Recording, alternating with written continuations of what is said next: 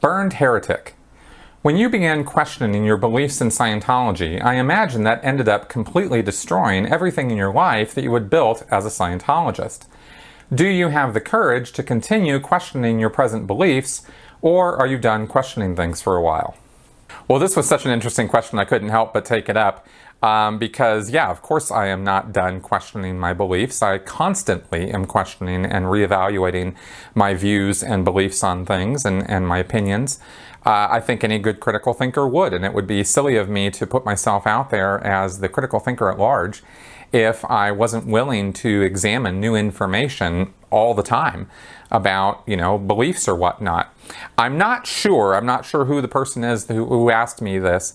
So sometimes I get asked questions like this in a fairly cynical way, or in a sort of a sarcastic tone, and of course you can't ever tell when this came to me by email.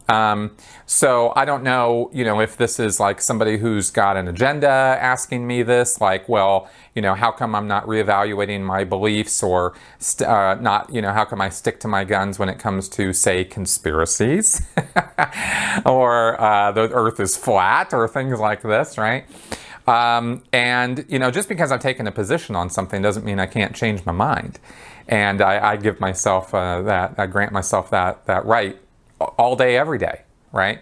I just need to see compelling evidence or a good reason why I should change my mind. And when it comes to, of course, as longtime viewers of this channel know, when it comes to conspiracy theories, and especially global conspiracy theories, and Alex Jones type nonsense, I don't give that stuff any credence, because I used to be a conspiracy theorist when I was in Scientology. I've made an entire video about how that information, and how Alex Jones, David Icke, 9/11 truth or information, all of that stuff, going back to the Illuminati and the global conspiracies and the 12 bankers, and that whole idea, that whole concept, I used to totally fall into, because L. Ron Hubbard subscribes to a lot of that, and I was a Scientologist, and so therefore I believed it.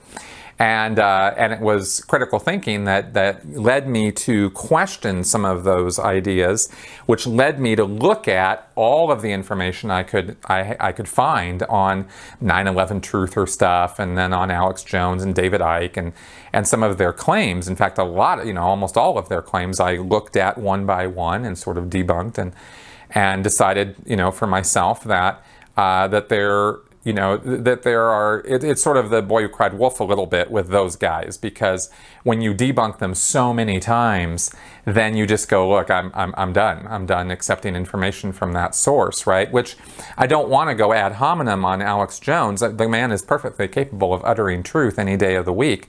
But so far, his claims continue to be some sort of, his claims continue to be so easily debunked and to be such nonsense that I have a really hard time understanding how anybody can give the man any credence whatsoever. But I'm totally willing to look at any individual idea on its own merits, and look at the evidence of it, or look at the reasoning behind it, and examine whether there's truth there or not, as far as my worldview goes. The same thing applies to science. Same thing applies to alternative therapies and woo and pseudoscience. I'm not going to have such an open mind, as Carl Sagan says, that my brains fall out. But I am willing to look at things, and I try very, very hard to not be dogmatic about having a pro-science stance, for example. I know, for example, that there are plenty of instances of scientists getting it totally wrong, of corruption in the field of science, of one-upmanship and arguments from authority, and all the logical fallacies that you want to list out exist in one aspect or another in the field of science, medicine, theoretical science, like any level of this stuff, right? From evolution to, biology, chemistry, geology, etc., psychology and psychiatry, right? Which I think are sciences, but, kind of softer sciences. They're not really very hard sciences. So I'm willing to look at anything in those fields and go, yeah, they got it wrong, right? I'm not a dogmatic pro-science guy.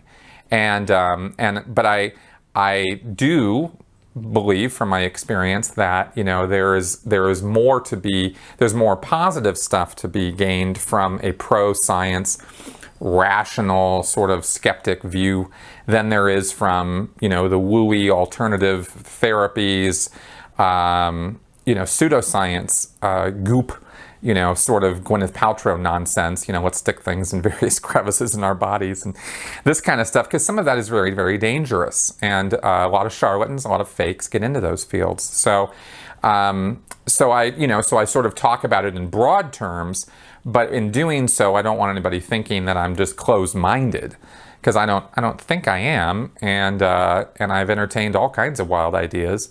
I mean, hell, I used to be a Scientologist, so you know, I've gone down a lot of rabbit holes, and I've crawled my way back out of them. And I don't see, when I've done that I need to crawl back down into one, maybe to sum up this answer, just because somebody has some idea that I don't know what I'm talking about, and therefore I have to dive all the way back down the Alex Jones rabbit hole or something. I don't really see the need to do that, you know. So that's, I don't know, you know, I think that's kind of my view on things. I'm willing to look at stuff. But I absolutely feel that I am open to, you know, anything anybody wants to throw my way.